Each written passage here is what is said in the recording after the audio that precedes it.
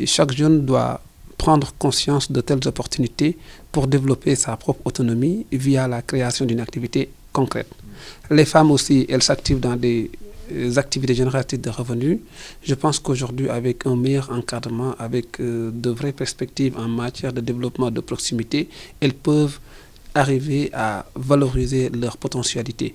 Maintenant, à mon sens, au niveau de l'entrepreneuriat, j'aime bien mettre en place des modèles ou accompagner des dynamiques allant dans le sens que les jeunes et les femmes collaborent dans l'optique d'améliorer les potentialités qui existent au niveau de notre pays.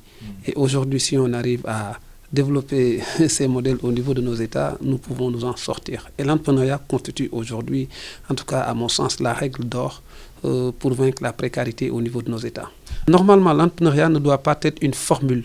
Je ne trouve pas de solution pour insérer mes jeunes. Je dois créer les conditions entrepreneuriales pour insérer les jeunes. Je pense que ça n'est pas une bonne attitude.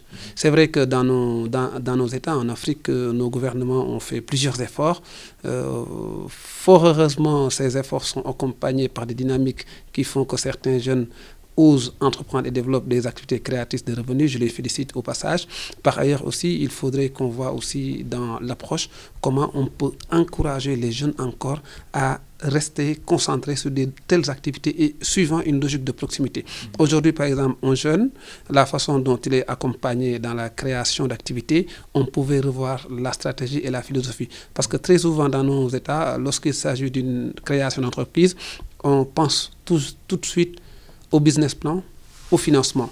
Et je me dis, une activité qui veut se développer, une activité pour laquelle on a envie que ça prospère, la première chose qu'il faut voir, c'est de l'idée au projet, comment développer une stratégie autour de notre idée pour la valoriser en projet, tout en sachant que les personnes à qui je dois vendre mes produits doivent être des personnes convaincues. Donc, ce faisant, il est important qu'on base plus les potentialités sur ce que le jeune peut développer en temps réel, comment il peut s'orienter dans des business qui peuvent lui permettre, ces jeunes, d'avoir de réelles potentialités.